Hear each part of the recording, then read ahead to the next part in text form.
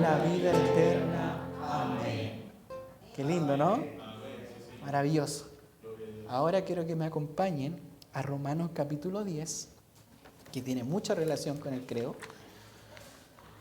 Hoy día no vamos a entrar de lleno en el credo, porque mi idea es poder hacer una serie de temática expositiva. ¿Qué quiere decir? Desmenuzar el credo parte por parte. Analizar su contenido. ¿Ya? Vamos a poner bajo la lupa médica, ¿cierto? Espiritual, el credo de los apóstoles. Pero es interesante que el credo apostólico tiene mucha relación con la fe cristiana. Romanos capítulo 10, versículo del 8 al 10, nos habla un poquito sobre el hecho de confesar, ¿cierto? Y miren lo que dice el apóstol Pablo en este versículo bien conocido. No voy a hacer una exégesis de este texto tampoco, porque mi idea es hacer una introducción al credo para que ustedes puedan conocer el credo, antes de entrar a desarrollar el credo parte por parte. ¿Ya? Por lo tanto, Romanos capítulo 10, versículo del 8 al 10, dice la palabra del Señor. Porque con el corazón se cree para justicia, pero con la boca se confiesa para salvación. Perdón, el 8. Me salté al tiro. ¿Más qué dice? Dice el texto. Cerca de ti está la palabra, en tu boca y en tu corazón. Esta es la palabra de fe que predicamos. Que si confesares con tu boca que Jesús es el Señor y creyeres en tu corazón que Dios le levantó de entre los muertos, serás salvo. Porque con el corazón se cree para justicia, pero con la boca se confiesa para salvación. Oramos. Padre eterno, Padre celestial, te damos gracias, Señor, en este momento, por esta tu palabra leída, esperando, Padre amado, que sea para nosotros una riqueza importante, añadida a nuestra fe, conocer y entender las verdades fundamentales de tu palabra que están plasmadas en este documento histórico. Señor, ayúdanos a darle la importancia que se merece, porque sabemos, Padre amado, que todo lo que está allí plasmado proviene de tu palabra. Gracias por las verdades que reflejan este credo, la cual nos anuncian, Señor, no solamente por la revelación escrita que es tu santa palabra, sino que también como documento histórico comprobado que la fe de los cristianos ha permanecido intacta desde el principio. Gracias, Señor, por este momento y rogamos que tu bendición sea sobre nosotros en el nombre de Jesús. Amén. Podemos preguntarnos, hermanos, y más de alguno puede tener la pregunta, ¿de dónde proviene el credo apostólico? ¿Cómo surgió? ¿Cómo se creó? ¿Cómo se formó? ¿Es autoritario? ¿Es inspirado? Preguntas que pueden surgir. ¿Por qué estudiar un documento? ¿Por qué estudiar un documento histórico que quizás no tiene mayor relevancia en nuestro siglo? ¿Cierto? Y fíjense, hermanos, que las reglas de fe o confesiones de fe no son una novedad inventada por la Iglesia romana, católico romano, o el tiempo moderno, la Iglesia moderna, sino que los judíos ya tenían ellos en su vida de tradición judía el concepto del credo. El primer credo que ellos formularon lo encontramos en Deuteronomio capítulo 6, versículos del 4 al 9. Y si lo podemos leer, lo vamos a comprender un poquito mejor. Este credo, ¿cierto?, que nos habla la palabra del Señor. Deuteronomio capítulo 6, más conocido como el Shema. ¿Lo han escuchado? El Shema.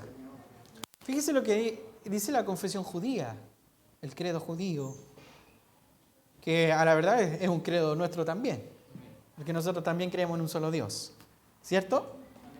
Pero miren lo que dice Deuteronomio capítulo 6, versículo del 4 al 9 dice, oye Israel, Jehová nuestro Dios, Jehová uno es. Amarás a Jehová tu Dios con todo tu corazón y de toda tu alma y con todas tus fuerzas. Y estas palabras que yo te mando hoy estarán sobre tu corazón. Y las repetirás a tus hijos y hablarás de ellas estando en tu casa y andando por el camino y al acostarte y cuando te levantes, y las atarás como una señal en tu mano y estarán como frontales entre tus ojos. Y las escribirás en los postes de tu casa y en tus puertas. Aquí nosotros encontramos el primer credo judío que usaban como confesión de fe, y la influencia de este credo que ellos le llamaban el Shema se refleja claramente, hermanos, en el Nuevo Testamento. Podemos ver el reflejo plasmado en el Nuevo Testamento y no una discontinuidad cuando leemos aquí mismo en Romanos capítulo 3, versículo 30, el apóstol Pablo dice, porque Dios es uno, dice, y Él justificará por la fe a los de la circuncisión y por medio de la fe a los de la incircuncisión. Lo mismo podemos ver plasmado en el Nuevo Testamento, este credo judío de Deuteronomio, cuando vamos a Corintios, capítulo 8, Primera de Corintios, capítulo 8, versículos del 4 al 6, donde el apóstol Pablo dice, acerca pues de las viandas que se sacrifican a los ídolos, sabemos que un ídolo nada es en el mundo y que no hay nada y que no hay más que un Dios. Ahí está plasmado. ¿Ya? Pues aunque hay algunos que se llamen dioses, sean en el cielo y en la tierra, como hay muchos dioses y muchos señores, para nosotros, dice el apóstol Pablo, para nosotros, sin embargo, solo hay un Dios, el Padre, del cual proceden todas las cosas, y nosotros somos para Él, y un Señor, Jesucristo, por medio del cual todas las cosas y nosotros son todas las cosas y nosotros por medio de Él. De la misma manera, el Shema se ve influenciado en el Nuevo Testamento, hermanos, en Gálatas. Gálatas capítulo 3, versículo 20 dice, y el mediador no solo es de uno solo, pero Dios es uno. Por lo tanto, en este aspecto, la influencia de este credo del Shema, del Antiguo Testamento, la podemos ver reflejada claramente en Efesios capítulo 4, versículo 6, y todos los textos que hemos leído. Un Dios y Padre de todos, del cual es sobre todo y por todos y en todos. Al analizar estos versículos bíblicos, nosotros vemos la influencia que refleja el Antiguo Testamento de la credibilidad, ¿no es cierto?, de este Dios todopoderoso. Fíjese que el Nuevo Testamento también nos entrega una lista de confesiones. Tenemos en el Nuevo Testamento confesiones, aunque usted no lo crea. ¿Cómo, pastor, van a haber confesiones? Sí, hay confesiones. Por ejemplo, tenemos la declaración de fe de Juan el Bautista. Juan capítulo 1, versículo 29, Juan dice, he aquí el Cordero de Dios que quita el pecado del mundo. Versículo 34, en el mismo capítulo de Juan capítulo 1, Juan el Bautista hace otra confesión de su fe y él dice, y he dado testimonio de que este es el Hijo de Dios. No solamente tenemos en el Nuevo Testamento la confesión o declaración de fe de Juan el Bautista, sino que también tenemos la confesión de Natanael, un discípulo. Juan capítulo 1, versículo 49. Natanael dijo, Rabí, tú eres el Hijo de Dios. Tú eres el Rey de Israel. No solamente tenemos la declaración de fe o confesión de Juan el Bautista o de Natanael, sino que también tenemos la confesión de fe de los samaritanos. Juan capítulo 4, versículo 42, dice, ya no creemos solamente por tu dicho, porque nosotros mismos, dice, hemos oído y sabemos que verdaderamente este refiriéndose a Jesús, este es el Salvador del mundo, el Cristo. Tenemos más declaración de fe, como por ejemplo la de los discípulos, en Juan capítulo 6, versículo 69, donde los mismos discípulos dicen, nosotros hemos creído y conocemos que tú eres el Cristo, el Hijo del Dios viviente. ¿Qué hay de la declaración de fe de Marta, por ejemplo, afanada y turbada? Marta dice en Juan capítulo 20, versículo 28, Señor, yo he creído que tú eres el Cristo, el Hijo de Dios que ha venido al mundo. ¿Qué hay de la confesión de Tomás? Juan capítulo 20, versículo 28. Tomás respondió y le dijo, Señor mío y Dios mío. Sin duda, hermanos, la confesión más conocida en el Nuevo Testamento fue la que formuló Pedro cuando declaró, tú eres el Cristo, el Hijo del Dios viviente. Mateo capítulo 16, versículo 16. Si usted se da cuenta, vemos la declaración la declaración de fe y el creer plasmado en la historia tanto del Antiguo Testamento como en el Nuevo Testamento. Ahora, estudiar el credo de los apóstoles, hermanos, no es solamente interesante, sino que es una necesidad urgente en el pueblo de Dios. ¿Sabe por qué? Porque el credo apostólico expone el núcleo fundamental de la fe cristiana para su conocimiento. Usted se puede preguntar y podemos preguntarnos por qué estudiar y confesar el credo de los apóstoles. ¿Cuál es el fin? Si ya tenemos la Escritura, toda la palabra de Dios inspirada, útil para enseñar, para redarguir, para corregir, para ir a instruir en justicia, ya está. ¿Para qué el credo de los apóstoles? ¿Por qué estudiar el credo de los apóstoles? ¿O para qué recitar o confesar eclesialmente un credo? Hermanos, el credo apostólico es una confesión usada en casi todas las iglesias del mundo, tanto católicas romanas como protestantes. El credo apostólico es un resumen de los puntos clave de la doctrina apostólica. Y cuando nos referimos a los puntos clave de fe de la doctrina apostólica, nos estamos refiriendo a la doctrina que los apóstoles creían. ¿Ya? Fíjese que estos puntos clave de doctrina apostólica se enfocan desde el punto de vista del dogma de la Trinidad. El credo apostólico, si me lo puede proyectar, por favor. El credo apostólico está separado en 3 partes: Padre, Hijo y Espíritu Santo. Esa es la mecánica del credo apostólico. Por lo tanto, fíjese que es un resumen de los puntos clave de la doctrina apostólica en relación a la Trinidad, al dogma de la Trinidad. ¿Ya? Pero aún así puede quedar surgiendo entre nosotros la pregunta, ¿cómo se originó? ¿De dónde salió? Pastor, vaya al hoyo del asunto. ¿De dónde salió el credo apostólico? Bueno, hermanos, según una creencia que data del siglo IV, dice que los 12 apóstoles se preparaban para salir por todo el mundo llevando las buenas nuevas de salvación, ¿no es cierto?, del Evangelio. Y esa creencia dice que ellos decidieron ponerse de acuerdo en cuanto a lo que iban a enseñar en esta misión que ellos iban a realizar. Esta creencia dice que cada uno fue sugiriendo lo que le parecía importante, y de ahí surge lo que hoy llamamos el credo de los apóstoles, que está compuesto por 12 frases específicas. ¿Ya? Poco después del siglo IV, el escritor y exegeta Rufino de Aquilea, si no lo conoce, busque historia, hermano, lo puede encontrar.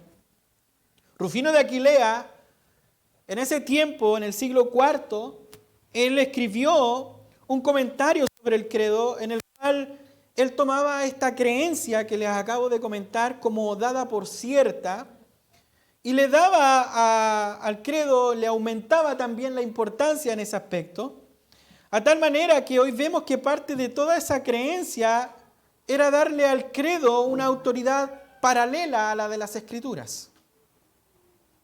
Sobre todo por cuanto eran muy pocos los que tenían acceso a la Biblia. Muy pocas personas tenían acceso a la Biblia y por tanto era importante memorizar algo de las enseñanzas cristianas fundamentales de aquel tiempo. Esta creencia, hermanos, fue generalmente adoptada durante toda la Edad Media, sobre todo porque parecía contar con la autoridad de San Agustín, el gran reformador en ese aspecto, ¿cierto?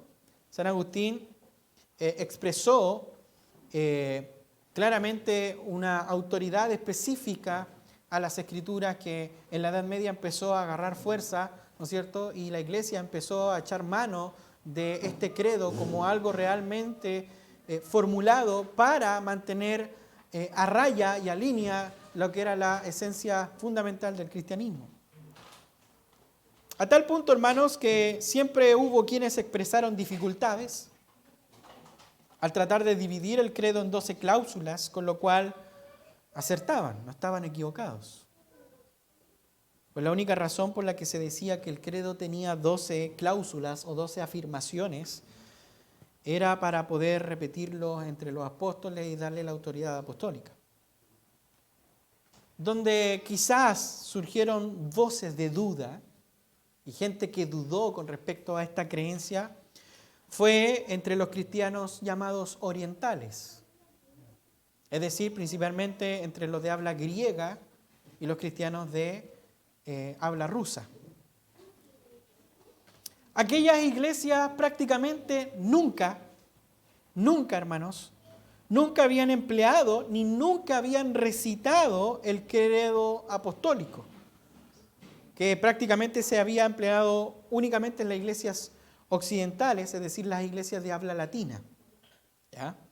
Según fueron surgiendo diferencias entre los cristianos de Oriente y los cristianos de Occidente, empezaron a surgir tensiones entre ellos. Los orientales comenzaron a sospechar y luego a declarar que el credo apostólico supuestamente no era sino que una invención de las iglesias orientales con el propósito de reclamar para sí un credo más antiguo que el credo niceno. Todos conocen o han escuchado el credo niceno, ¿cierto? ¿Sí? Quien no lo conozca, le invito a que lo conozca. El credo niceno es un resumen que hace una defensa específicamente de la persona de Cristo. ¿Ya? Por lo tanto, en ese aspecto, hermanos, por otro lado, los orientales veían en el uso del credo apostólico por parte de los occidentales un intento de reclamar un credo más antiguo que el niceno, y es por eso que ellos rechazaban la creencia de que el credo había sido compuesto por los apóstoles, con lo cual tenían razón. Tenían razón, hermanos. Pero se equivocaban al declarar que se trataba de un credo de invención reciente. Ahí estaban equivocados los orientales. ¿Por qué? Porque el origen del credo apostólico se remonta al segundo siglo, siglo II, casi 200 años antes que el credo niceno. Ahí estaban equivocados los orientales. Hoy sabemos que los orígenes del credo apostólico, hermanos, se remonta hasta los mediados del siglo II, cuando ya se utilizaba en Roma una fórmula muy parecida a lo que es nuestro credo de hoy. Ahora bien, hermanos, dos cosas hicieron necesaria la aparición del credo. Primero, la expansión misionera de la iglesia. Para que surgiera el credo, tenía que darse a entender la obra misionera que estaba sucediendo en la iglesia primitiva. Y esto hizo obligatorio el surgimiento, por medio de la predicación del Evangelio, un surgimiento de lo que es una declaración de fe básica para instruir a los candidatos del bautismo. Fíjese que en el siglo III, Hipólito, un padre, afirma que desde mucho antes de su tiempo se acostumbraba a plantearle 3 preguntas a los nuevos creyentes que eran pasados por el proceso, ¿no es cierto?, de ser capacitados para ser bautizados. ¿Y cuáles eran esas 3 preguntas que se le hacían en el siglo III? ¿Crees en Dios Padre Todopoderoso? ¿Crees en Jesucristo, el Hijo de Dios, quien nació por el Espíritu Santo de la Virgen María, fue crucificado bajo Poncio Pilato, murió y al tercer día resucitó vivo de entre los muertos y ascendió al cielo y se sentó a la diestra del Padre y vendrá a juzgar a los vivos y a los muertos? Y 3, ¿crees en el Espíritu Santo, la Santa Iglesia y la resurrección de la carne? Si ustedes se dan cuenta, estas 3 preguntas ya estaban y se le hacían a los cristianos primitivos en su proceso de convertimiento. Fíjese que las 3 preguntas de Hipólito señala que se le planteaban al neófito al momento del bautismo. El neófito era una persona creyente nueva. Ese es un neófito, no lo tome en el sentido despectivo. Este neófito no sabe nada. No. Un neófito, hermanos, es una persona que estaba iniciando el proceso del evangelio, del cristianismo. Por lo tanto, en ese aspecto, estas preguntas se le enseñaban y se le planteaban al neófito al momento de su bautismo.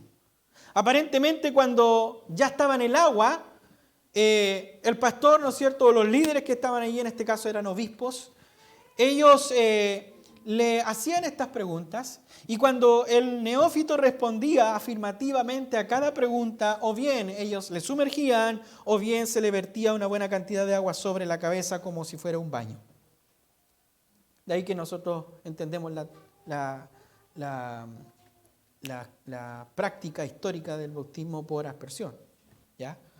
Antes de ese momento, antes de pasar por el proceso de prueba, antes de realizarle las preguntas y que llegara al final de sumergirse o ser rociado con agua, se le explicaba al neófito. Había un tiempo de preparación donde se le explicaba el significado de estas preguntas, que fíjese, todavía no era el credo. Se le explicaban estas preguntas, el significado de estas preguntas. En el siglo ya IV, y posiblemente desde antes, la explicación del credo era el punto culminante de la preparación para el bautismo, para una persona que se iba a bautizar. Y fíjese, hermanos, que históricamente esa preparación normalmente tomaba al menos 2 años. Es decir, el proceso de membresía que ellos tenían era de 2 años. Tanto, ¿no? No cualquiera resistiría. Pero fíjese que la iglesia por ese proceso se expandió. Y si nosotros llegamos a conocer lo que hoy conocemos como cristianismo, es por causa de eso, por la buena preparación que tuvieron los nuevos creyentes en el momento de dar su fe a Cristo. Y fíjese que lo que se le enseñaba principalmente en ese periodo era específicamente la práctica de la vida cristiana. En medio de una sociedad hostil, era necesario, antes de recibir el bautismo, que cada candidato no solamente conociera, sino que también pudiera practicar los principios de la vida cristiana.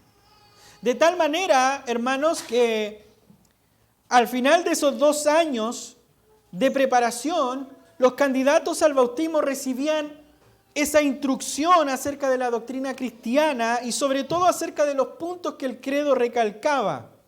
De manera que debían dar muestras de haberlo entendido y cuando lo entendían, lo recitaban ante toda la congregación inmediatamente antes del bautismo.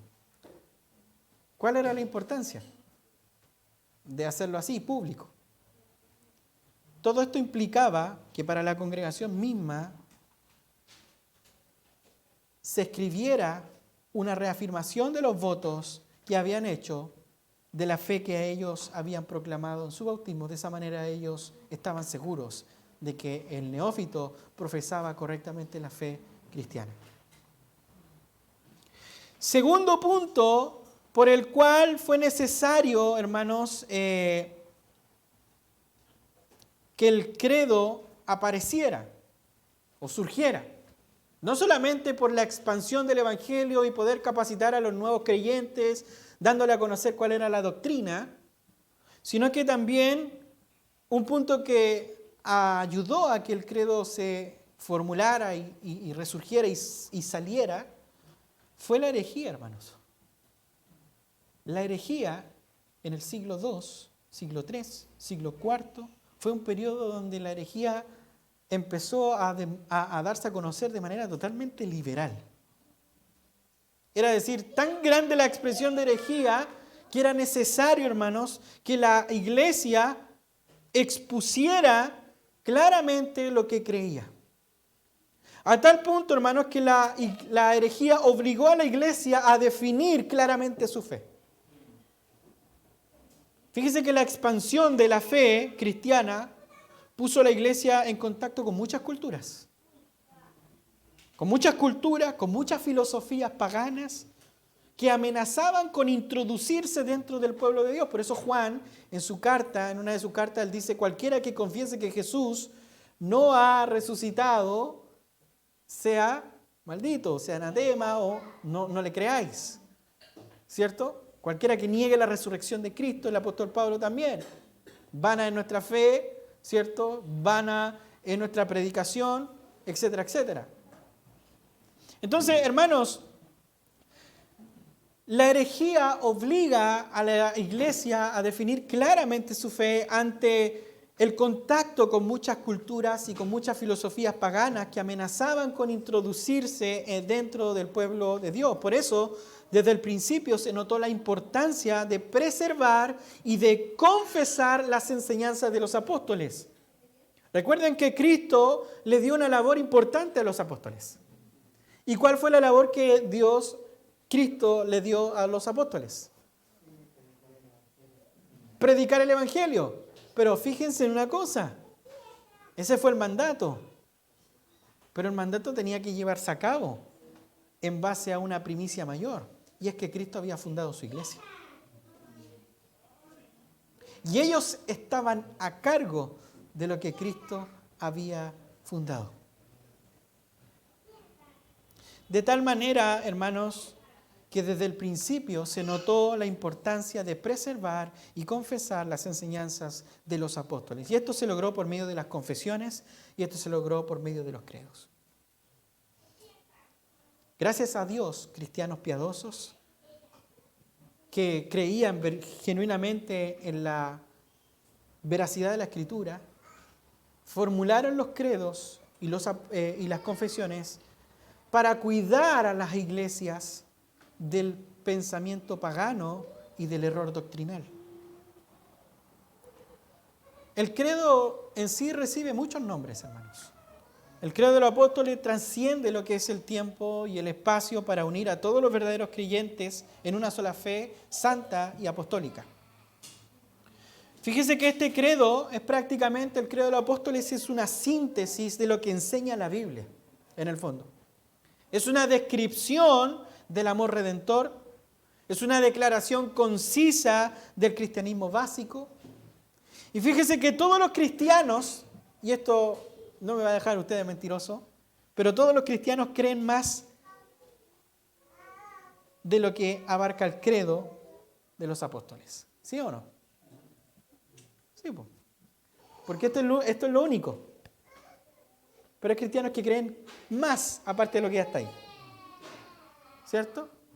Eso suena bonito, suena lindo, suena teológico, suena bíblico. Pero a creer, por ejemplo, que yo puedo atar y desatar, ¿cierto? O que puedo echar a la gente para atrás, o que puedo volar, o que puedo hacer caer oro del cielo. Son creencias. Y hay muchos cristianos, hermanos, que creen más de lo que abarca el credo. A eso me refiero. ¿Ya? Todos los cristianos creen más de lo que abarca el credo de los apóstoles, pero ninguno puede creer menos que esto. No hay ningún cristiano que no crea en el Espíritu Santo, ni en el Hijo, ni en el Padre. Si hay alguno, no es cristiano. Porque la fe cristiana descansa en Dios Padre, Hijo y Espíritu Santo. ¿Cierto? Eso es lo mínimo. De ahí para abajo no crees en nada. ¿Cierto? De ahí para arriba podemos creer muchas cosas. El tema, hermanos, es que todos los cristianos en sí profesan la fe histórica.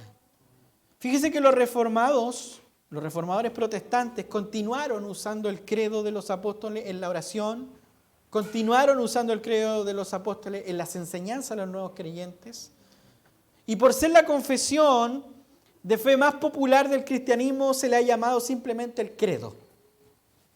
¿Ya? La palabra credo es realmente el verbo con el cual empieza el credo apostólico en latín, ¿no es cierto? El cual dice creo in Deum Patrem, Deus omnipotentem, ¿cierto? En español equivale creo en Dios Padre y Dios Todopoderoso, ¿cierto?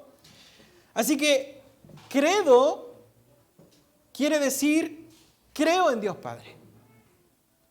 La palabra creo quiere decir yo creo, yo confieso, esta es mi fe, esto es lo que yo entiendo. Eso es lo que significa la palabra creo. Por consiguiente, hermanos, el credo no es otra cosa que una forma de confesar nuestras creencias básicas. Se le ha llamado también el símbolo apostólico, no solamente el credo apostólico, sino que se le ha llamado también símbolo apostólico, y ese nombre se dio cuando las herejías empezaron a minar dentro de lo que es la congregación histórica de la fe cristiana. La palabra símbolo viene del griego y significa marca distintiva. A eso se refiere. Por eso se le llama símbolo apostólico. Es una marca distintiva de la fe cristiana. Por ende, el símbolo apostólico se convirtió así en la marca de la doctrina apostólica y por tanto la marca del cristiano y la iglesia verdadera. Otro nombre que también ha recibido el credo es los 12 artículos de fe. Sencillamente haciendo alusión a lo que les decía al principio de esa creencia de que los 12 apóstoles se pusieron de acuerdo y cada uno escribió 12 cláusulas, ¿cierto? Se le llama 12 artículos de fe. ¿Ya? Ahora, usted se puede preguntar, pastor, pero ya entiendo la raíz de dónde proviene, entiendo que no fueron los apóstoles que lo escribieron específicamente, ¿cierto? Sino que es una fe que se confesaba históricamente. ¿Cuál es la importancia? ¿Por qué estudiar el credo? ¿Qué implicancias tiene para nosotros el credo apostólico? ¿Qué implicancia tiene para los niños el credo apostólico? Si no me equivoco, están estudiando el credo, ¿no? O todavía no llegan a esa clase, pero van a estudiar. ¿Qué implicancia tiene para ellos? Si los niños no creen, si los niños no pueden profesar fe. ¿Qué implicancia tiene para nosotros un documento viejo, antiguo, añejo? Porque, ojo, muchas veces se mira así desde el ámbito cristiano. Hermanos, es esencial que los creyentes, tú y yo, entendamos la necesidad de confesar nuestra fe. ¿Confiesas tú tu fe? ¿Sí? El texto claro nos dice la palabra del Señor: el que me confesare delante de los hombres, yo le confesaré delante de mi Padre. Mas el que me niegue delante de los hombres, yo le negaré delante de mi Padre. Por lo tanto, es esencial que los creyentes entiendan la necesidad de confesar su fe. Hermanos, confesamos nuestra fe en el bautismo. Confesamos nuestra fe al momento de pasar la cena del Señor. Porque creemos que el pan y el vino es el reflejo del sacrificio de Cristo. Confesamos nuestra fe al momento de que testificamos a los incrédulos. Oye, sí, mira, yo te hablo de Cristo, mi Salvador, mi Perdonador, ¿no es cierto?, que derramó su sangre por mí. Confesamos nuestra fe al recitar el credo en el culto de adoración, por ejemplo, en la Santa Cena. Hermano, toda confesión pública debe hacerse con sinceridad y debe venir acompañada de una vida de compromisos con los valores del reino de Dios. Hermanos, hay gran poder en saber que cuando nosotros confesamos el credo de los apóstoles, ya sea solos o en conjunto, colectivamente, declaramos la fe cristiana con las mismas palabras que infundieron esperanza a los cristianos de la iglesia primitiva. Cuando leemos el credo y lo recitamos con esa misma esperanza que tuvieron los cristianos que fueron mártires en el Coliseo romano, donde ellos fueron quemados.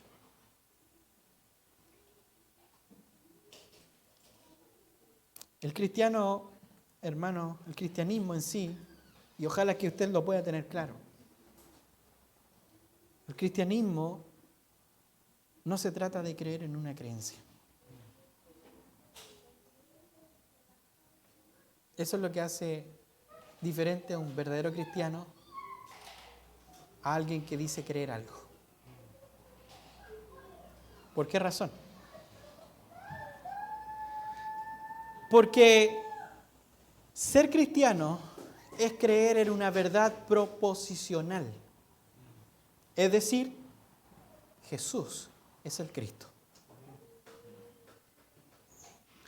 Jesús es el Cristo, Jesús es el Hijo de Dios, Jesús es el Salvador de los pecadores. No creemos en Cristo de nuestra imaginación, sino en el Cristo de las Escrituras. ¿Cierto? En el Cristo que ha creído cada generación de cristianos verdaderos desde el principio de los siglos. Si nos damos cuenta, hasta aquí, hermanos, todos estamos de acuerdo, pero la pregunta es, ¿qué ocurre aquí en Latinoamérica? ¿Qué pasa con Latinoamérica? Vemos que hay iglesias evangélicas, o que dicen ser evangélicas o cristianas, que no le dan mucho valor al credo. No le dan mucha importancia. No se interesan ni en estudiarlo, ni en confesarlo como credo, como fe histórica. ¿Y sabe por qué surge esa actitud? Esa actitud surge por 3 desaciertos. Primero, el primer desacierto de por qué la gente no lo hace, o las iglesias no lo hacen, es porque la gente se equivoca al identificar el credo con la Iglesia Católica Romana. Es el común denominador del por qué mucha gente ve el credo como algo católico, cuando en realidad no es católico. Creyendo que es un documento inventado por el catolicismo romano, cuando no es así. Segundo, como la Iglesia romana, es decir, el catolicismo romano, le ha conferido autoridad divina a muchas de sus tradiciones, ¿cierto?, se teme que se le dé también tanta importancia al credo de los apóstoles que se le tiene por sobre la Escritura, cuando no es así. Otro desacierto de por qué muchos creyentes piensan así o no practican las iglesias del credo es porque una buena parte de la iglesia evangélica carece de conciencia histórica.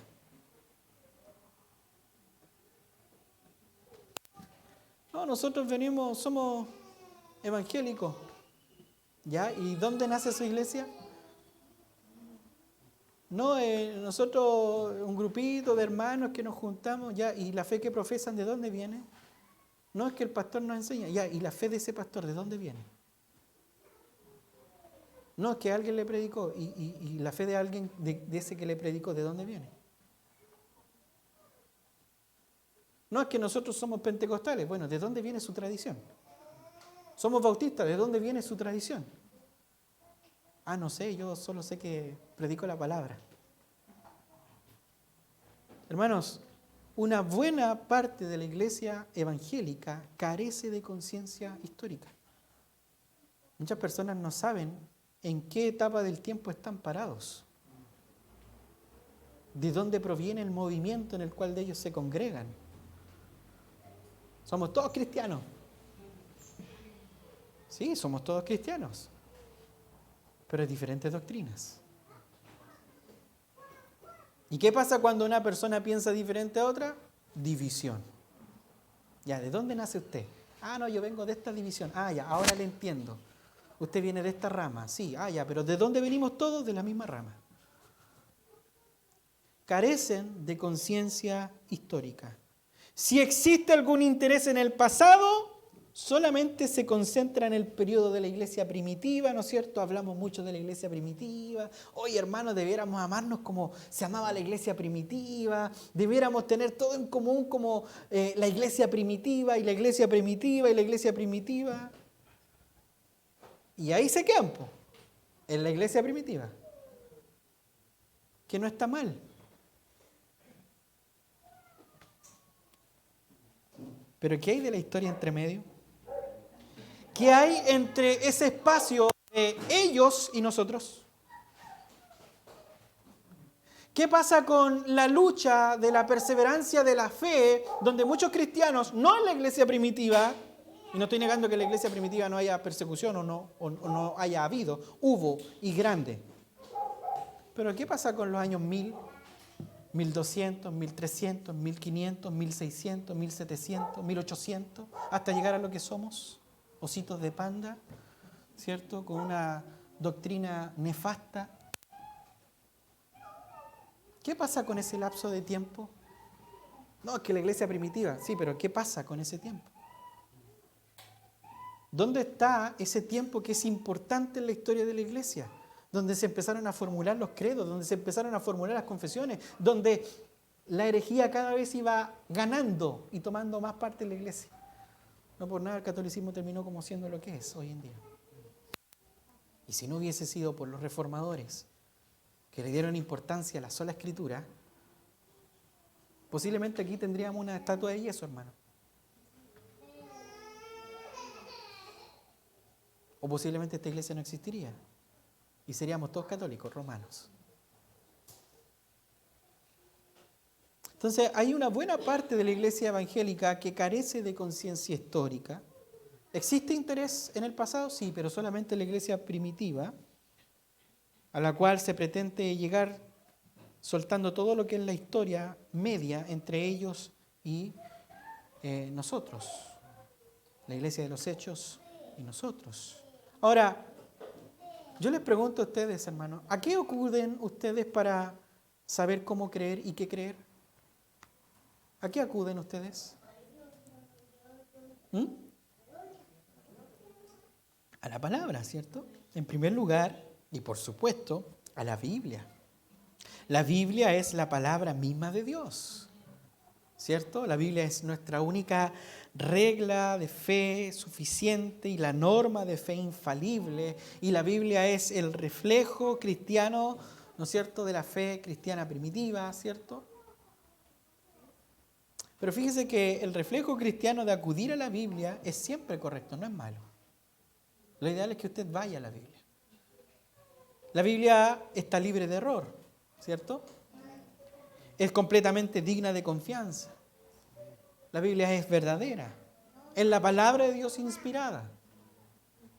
Nadie le puede añadir, ni nadie le puede quitar. Pero fíjese que cuando leemos el Nuevo Testamento, nos damos cuenta de que Cristo transmitió la fe a los apóstoles. Es decir, que Él mismo les enseñó. No por nada le decían rabí. No por nada le decían maestro. ¿Cierto? Fíjese que cualquier forma de creencia que no se conforme a las enseñanzas de Cristo, a los apóstoles, es una enseñanza falsa. Es una religión que no puede salvar. El Nuevo Testamento, hermanos, se refiere al cristianismo auténtico como la fe una vez dada a los santos. Así se refiere el Nuevo Testamento a la fe cristiana, como una fe dada una vez a los santos. Hermanos, el cristianismo verdadero es uno que descansa sobre la verdad, no sobre la mentira. Y una fe de creencias indiscutibles que todos los creyentes a lo largo de toda la historia y de los siglos han atesorado y que ha sido entregada a la iglesia una vez y para siempre. Nuestra intención como cristianos siempre es y será adorar como los apóstoles. Predicar como los apóstoles. Enseñar como los apóstoles lo hicieron.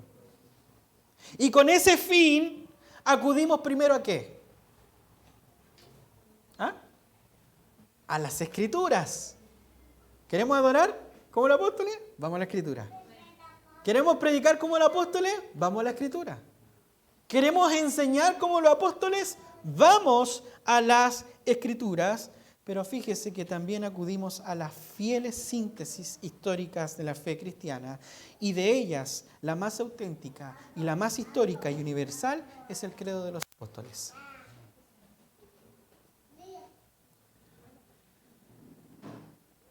Para echar abajo ese muro que muchas veces se forma, como decir, solamente la Escritura. Yo le pregunto, de lo que usted ve allí, ¿hay algo hereje?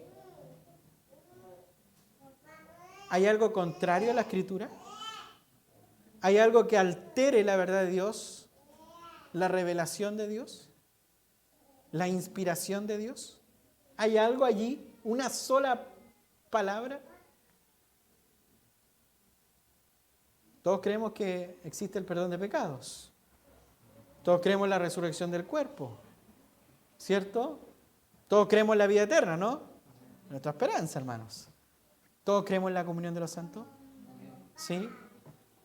¿Todos creemos en la Iglesia Universal? ¿Sí? ¿Todos creemos en el Espíritu Santo? ¿Sí? ¿Todos creemos que Dios va a venir a juzgar y hay un juicio final? ¿Sí? ¿Todos creemos que Él es todopoderoso? ¿Cierto? ¿Todos creemos que Él está sentado a la diestra del Padre? ¿Todos creemos que Él ascendió a los cielos después de resucitar? Amén, ¿cierto? ¿Todos creemos que al tercer día resucitó, no al cuarto ni al quinto? Amén, ¿cierto? ¿Descendió a los infiernos? Amén. ¿Fue crucificado? Amén.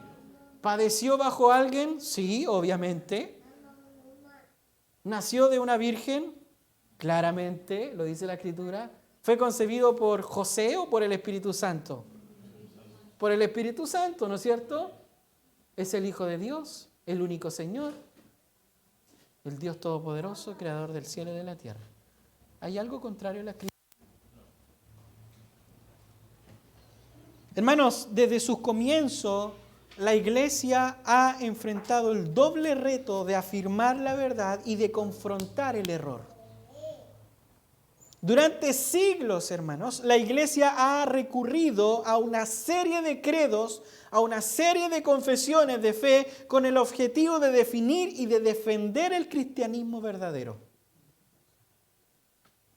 El credo a lo largo de muchos siglos y de muchas maneras interrumpidas, hermanos, ha permanecido como uno de los instrumentos más esenciales para la enseñanza de la fe cristiana, junto con los 10 mandamientos y el Padre Nuestro.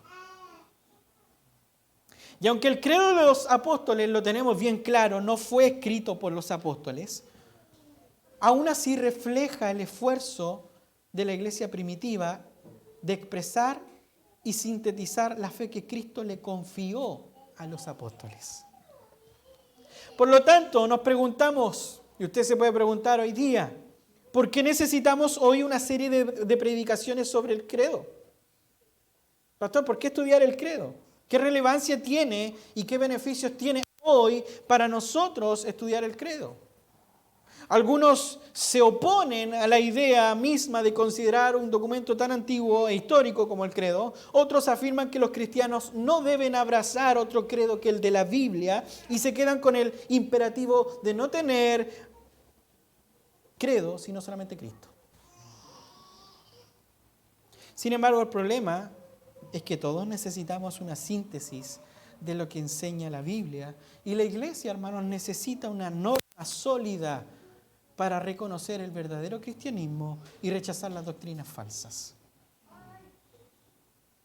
Detrás de las objeciones al credo o a todos prácticamente los materiales históricos que existen, que, ojo, evidencian aún más la existencia de la iglesia primitiva, detrás de todas esas objeciones se esconde algo sumamente peligroso y que muchos no lo ven así, porque es lo que ellos creen. ¿Y sabe cuál es el peligro? ¿Sabe qué es lo peligroso de esas objeciones? Es el deseo de una fe sin doctrina. El amor une, la doctrina divide, ¿o no? No, ¿para qué estudiar teología o para qué estudiar doctrina si el Señor nos amó a amarnos a todos? Amemos entonces a aquel que se burla de Cristo. Amemos también a aquel que blasfema su nombre. ¿O no? Fíjese, hermanos, que algunos abogan por un cristianismo que no requiere doctrinas formales ni mandamientos o mandatos doctrinales. Sin embargo, la historia del cristianismo cristianismo, nosotros nos damos cuenta que está plagada de los escombros que dejan muchos de esos movimientos peligrosos. Como por ejemplo, si en el año 300 y en el 400 se discutió sobre la divinidad de Cristo, hoy en día permanece una iglesia que niega la divinidad de Cristo. Y son los que andan a las 8 de la mañana golpeando su puerta.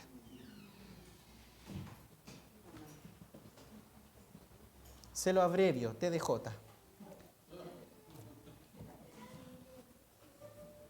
¿Ellos qué dicen del Señor? Ellos dicen que Cristo es un profeta, que no es Dios. Y ya en el 300, en el 400, ya hubieron cristianos que formularon un credo para resaltar la doctrina de la divinidad de Cristo. Y fíjese cómo durante el tiempo esa falsa herejía, que surgió en el 400, en el 300, sigue hoy. Y si no se hubiese hecho esa defensa de la fe pública, posiblemente todos los días creeríamos que Jesucristo es un profeta, ¿no? O que el Espíritu Santo es una fuerza, que no es una persona. Entonces, hermanos, la historia del cristianismo está plagada de estos escombros que dejan muchos de estos movimientos que son peligrosos. Por lo tanto, la idea de un cristianismo sin doctrina entra en conflicto con las palabras de Cristo. ¿Sabe por qué? ¿Sabe por qué entra en conflicto el hecho de no querer doctrina con las palabras de Cristo? Porque Cristo fue quien se reveló a los apóstoles en términos explícitamente doctrinales. Jesús se reveló a sí mismo con afirmaciones acerca de la verdad. Él dijo, y él se identificó como el Hijo del Hombre, y demostró su deidad refiriéndose a él mismo como el yo soy. Eso es algo doctrinal para el judaísmo. Que alguien se autoproclamara el yo soy era para apiedrarlo. Jesús no se presentó como lo presentan hoy día muchas iglesias. Que Jesús se presentó doctrinalmente como lo que Él es. El Dios Todopoderoso, el unigénito, el yo soy. Por lo tanto, ese pensamiento de que no, la doctrina no importa, no, la doctrina no es importante, choca con la actitud de Cristo. En el Evangelio de Juan, Jesús lleva el nombre que Dios se asignó a sí mismo en la zarza ardiente. Cuando le dijo a Moisés, pero ¿y cómo le diré quién eres tú? ¿O cuál es tu nombre? ¿Y qué le dijo Dios? Yo soy el que soy. Y de repente aparece un hippie en el Nuevo Testamento, de pelo largo, ¿no es cierto? Y le dice a sus discípulos, yo soy. Para el judío es doctrinal, es un tema doctrinal. Hermanos, un cristianismo sin doctrina contradice lo que Cristo ordenó a sus discípulos. Mateo capítulo 20, versículo del 18 al 20. Hacer discípulos de todas las naciones y enseñándoles a obedecer todo lo que Cristo había mandado. Y cuando hablamos de mandado en el griego original nos estamos refiriendo a ordenanzas. Si Jesús habló del infierno, no evita hablar del infierno, porque eso sería adulterar el mensaje de Cristo. ¿Cierto? Ahora, fíjese que debemos recordar que doctrina, como lo explica el gran historiador del cristianismo, Jaroslav Pelikan, él dice lo siguiente: doctrina es lo que la iglesia cree, enseña y confiesa de acuerdo con la palabra de Dios. Eso es lo que significa doctrina. Por lo tanto, toda la iglesia cree, toda iglesia que cree, toda iglesia que enseña, toda iglesia que adora, tiene alguna doctrina. ¿Por qué se juntan los testigos de Jehová, por ejemplo? ¿Por qué los adventistas se juntan el sábado? ¿Por qué los mormones se juntan en un lugar? ¿Por qué todas las religiones tienen un templo? Porque creen en algo, enseñan algo, adoran algo y predican algo, ¿cierto? La pregunta es, ¿son las doctrinas correctas? ¿Son las enseñanzas correctas? Esa es la pregunta. Y fíjese que el credo de los apóstoles viene a mostrarse ahora como una destilación de la fe cristiana. El credo, hermanos, para su conocimiento incluye guía, incluye y defiende y consagra las verdades que dan respuesta a la pregunta más importante que alguien puede plantearse. ¿Cuál es la pregunta? ¿Qué debo hacer para ser salvo?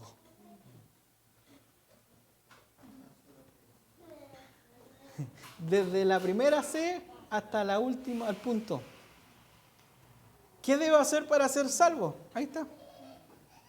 Cree en Dios, Padre Todopoderoso, que creó el cielo y la tierra, ¿cierto? En su Hijo Jesucristo, que murió por nosotros, que fue concebido. ¿Se da cuenta? El credo incluye una guía, defiende la fe cristiana y consagra las verdades que dan respuesta a esta pregunta más importante. Fíjese que el carcelero de Filipos le hizo la misma pregunta a Pablo. ¿Y qué respondió Pablo? ¿Qué le dijo Pablo? Cree en el Señor Jesucristo y serás tú y toda tu casa. Pero fíjese que esta respuesta revela una vez más lo absolutamente primordial que es el acto de creer en la fe cristiana. Y fíjese que en quién hemos de creer está claro. ¿En quién? En Jesucristo. Sin embargo, hermanos, las Escrituras contienen verdades fundamentales que los creyentes también deben atesorar y afirmar. Es por eso que los credos sirven a esa búsqueda de la verdad. Esa verdad que es necesaria para el testimonio cristiano fiel. Hermanos, durante casi 2000 años, 2000 años, el credo de los apóstoles ha provisto para la iglesia una síntesis, un resumen de verdades doctrinales esenciales que están en las Escrituras. 2000 años. En efecto, el credo de los apóstoles permanece como un referente de ortodoxia para guiar a la iglesia. Hermana Claudia, yo también soy cristiano, pero yo no creo que Jesús haya nacido de una Virgen María, ni del Espíritu Santo. Este no es ortodoxo, me va a decir ella. Este no es cristiano verdadero, es lógico, ¿cierto? Cada frase del credo de los apóstoles, fíjese con lo que comienza, con la palabra latina creo. Al igual que la respuesta de Pablo al carcelero de Filipos, el credo afirma la conexión integral de la fe con la vida cristiana. Es decir, hermanos, los cristianos son un pueblo que cree, conformado por personas que creen declaraciones de verdad que están plasmadas en la verdad objetiva de las Escrituras. Por lo tanto, la verdad no descansa en sentimientos,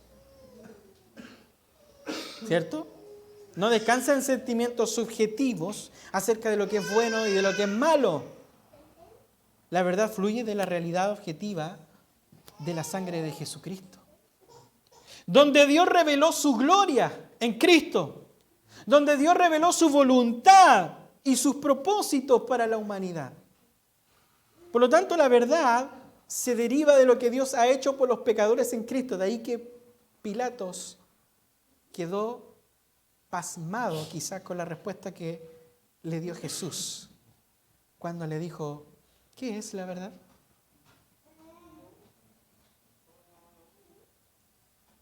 Hermanos, un estudio del credo de los apóstoles no podría ser más relevante, hermanos, hoy en día, en esta era moderna, para cada uno de nosotros. Es muy relevante. Fíjese en cómo está la sociedad. Fijémonos en cómo está la sociedad. Hay una revolución cultural que se extiende por todo Occidente.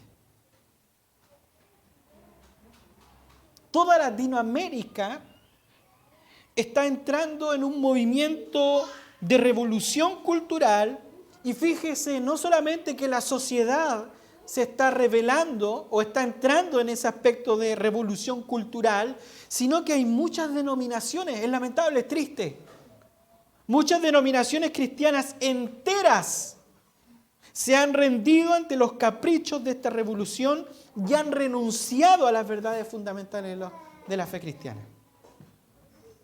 Y fíjese que muchas de estas iglesias, en esa rendición, han perdido su identidad como pueblo de Dios.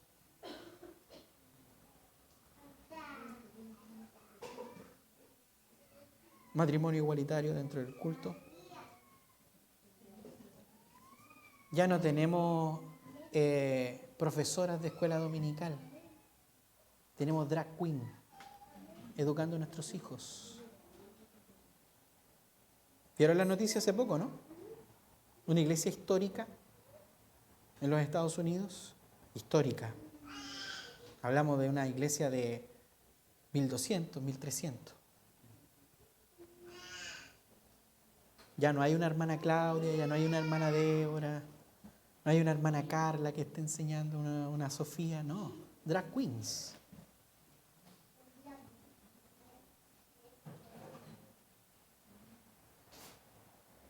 Y usted se preguntará por qué es importante el credo ahora, hoy.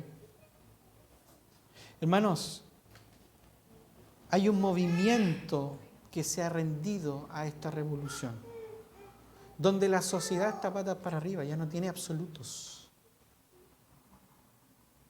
Ya no existe una verdad absoluta para ellos. La verdad de ellos es la de ellos. Tu verdad es tu verdad, mi verdad es mi verdad. Ya no hay una absoluta verdad. Todo es relativo. Y lamentablemente muchas iglesias en su rendición han perdido su identidad como pueblo de Dios. Todas las iglesias hoy en día debieran recuperar. Las iglesias debieran revitalizar ese celo por las doctrinas contenidas en el credo apostólico. Fíjese que cada credo condensa la esencia misma y el fundamento de lo que cree el pueblo de Dios junto con lo que siempre ha creído históricamente. Si hoy día vemos, hermanos, que la iglesia en Latinoamérica está como está, es simplemente porque hemos dejado de lado todo esto. Y primordialmente, las Escrituras. No lo quiero cansar más, esta es una introducción al credo. Pero hay 7 puntos o 7 razones que yo quiero dejar aquí antes de comenzar la serie el próximo domingo. Hay 7 puntos, 7 razones por las cuales creo que estudiar el credo de los apóstoles nos va a ser útil y necesario para la vida de nuestra iglesia. Primero, porque los credos definen la verdad. Jesucristo dijo a sus discípulos, y conoceréis la verdad, y la verdad os hará libre. Es decir, debemos estudiar los credos de la fe siempre que abracen debidamente las Escrituras. Si un credo no abraza la Escritura, no hay que leerlo, no hay que estudiarlo, ni hay que profesarlo. ¿Por qué? Porque son las Escrituras las que delinean las verdades de nuestra fe. La verdad libera al pueblo de Dios ¿de qué? Del pecado. La verdad libera al pueblo del error, de la corrupción. Libera a la iglesia, amados hermanos, de este mundo que está bajo la desolación del pecado. La verdad abre un camino de esperanza en el glorioso esplendor de Dios y su evangelio para la humanidad. De tal manera que como los credos enseñan la verdad contenida en las Escrituras, adoptan un poder que libera al cautivo. 2. Segunda razón del por qué creo que es importante que vamos a estudiar el credo como iglesia. Y es que los credos rectifican el error. Es decir, la realidad de la verdad, ¿qué presupone? ¿Qué presupone la realidad de la verdad? Que existe el error, ¿cierto? Es como si existe la oscuridad es por la ausencia de la luz. Bueno, si existe el error es por la ausencia de la verdad, claramente. En el siglo presente, actual, 21, donde estamos todos nosotros inmersos, encontramos quizás por primera vez, hermanos, por primera vez, históricamente hablando, encontramos una generación que se opone a la existencia de la verdad. Por primera vez. Y la iglesia ha entendido que su fundación de ella es la verdad. De tal manera que la iglesia ha entendido que su fundación es verdad y que la herejía y la falsa enseñanza existen y representan un serio peligro para el pueblo de Dios. Ningún error, hermanos, oiga bien, ningún error supone más peligro grande para la iglesia que el mundo del error teológico. Métase a YouTube y vea las payasadas que hay en internet de diferentes iglesias que dicen ser cristianas.